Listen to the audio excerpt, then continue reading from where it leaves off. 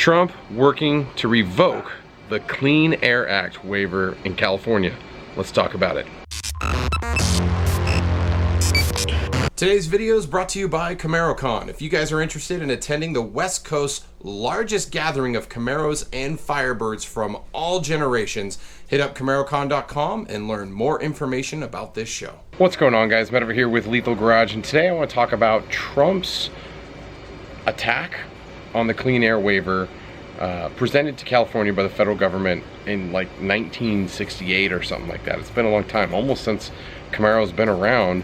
California's had a clean air waiver. Now, what does that actually mean? Well, basically the clean air waiver that California holds from the federal government is basically allowing them to impose their own emission standards on their people at a state level instead of a federal level. So a federal level governs the entire United States, whereas the state level, there's lots of things they can do at their level, such as taxes on gasoline, etc., etc. Now, a lot of people are going to make this out as being the world is gonna end because cars are polluting the world.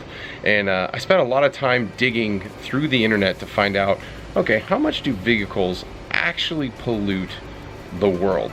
And I was pretty interested to find out that fires and road dust actually create more emissions than vehicles, and how many millions of vehicles across the world are currently driving. Now, if you come into California, if you take the top 10 most polluted cities, now pollution and emission pollutions are a little bit different. It gets really wonky in how they want to classify things. But at the end of the day, cars are not the primary source. Our transportation, fuel generation, fire burning, dust, debris, they call it secondary dust or secondary particles.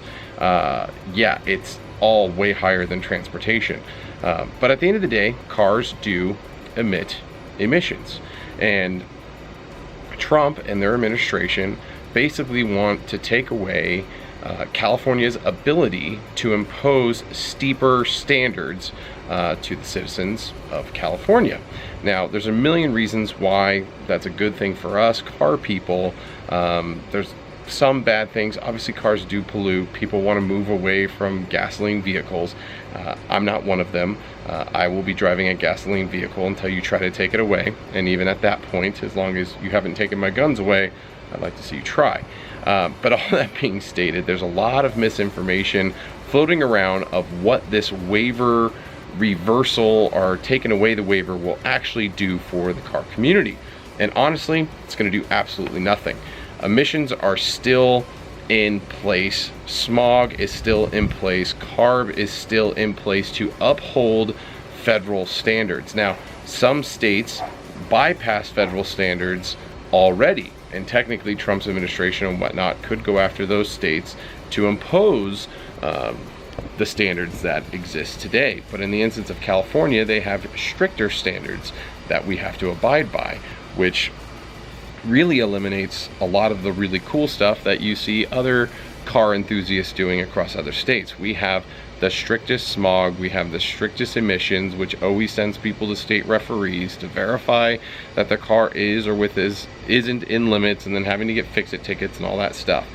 Trump's reversal will not get rid of any of that. And first and foremost, Trump's reversal is not going to be something that's just going to be like denied, waiver revoked, this is all in effect. No, California's going to fight it. They're going to keep all their standards in place until a federal or even circuit court, well, I guess it's still federal, but until a circuit court basically tells them, no, you have to reverse it, or no, Trump, you're crazy. You know, there's nothing in the legislature around the waiver that says you can revoke it. Now, as many of you know, a lot of people like to modify their cars, and it's still going to happen out here. You still roll the dice here in California and risking getting pulled over, risking getting state refed. But at the end of the day, you're not going to be able to go LS swap your vehicle. You're not going to be able to skirt emissions across the board. You're not going to be able to do anything different than what is right now. Now, if the courts do approve President Trump's reversal, again, there's still the federal mandates for smog that California will impose. that's still going to eliminate everything that we have. And there's other state legislature in place that eliminates the things that we love, such as the law that passed at the beginning of the years against loud exhaust being state ref and instant fines over just a fix-it ticket, which I've heard that's potentially getting overturned. Video on that coming soon. It's at the governor's desk if he'll sign it. Go harass Gavin Newsom, little punk. Turn that over, make it a fix-it ticket again. But at the end of the day, nothing's changing. You're not going to be able to change your vehicle any more so than you can now without getting in trouble for it. So I hope some of this clears up some misinformation. I know it's a lot of just talking about it in general. The big thing I wanted to convey is people make transportation in our vehicles the biggest issue in pollution, and it's not. Is transportation an issue? Yeah, it is. Is it the biggest issue? No. There's far more things, companies, industry, etc., that puts out far more pollution than millions and millions and millions of vehicles on the road do. So all of you air sucking, loving, hippie tree hugging, let's go plant some trees, let's be friends, but let us enjoy our cars. Get out of here.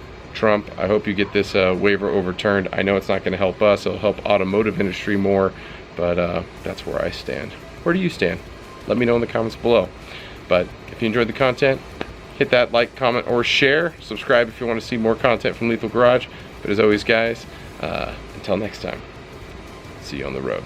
Oh, and also, see my yard? Yeah, it's dead, it's dying. I'm trying to reduce water usage, reduce my emissions from my lawnmower. I'm just letting it go crazy. And then you crazy liberal HOA standards are fining me. What the heck?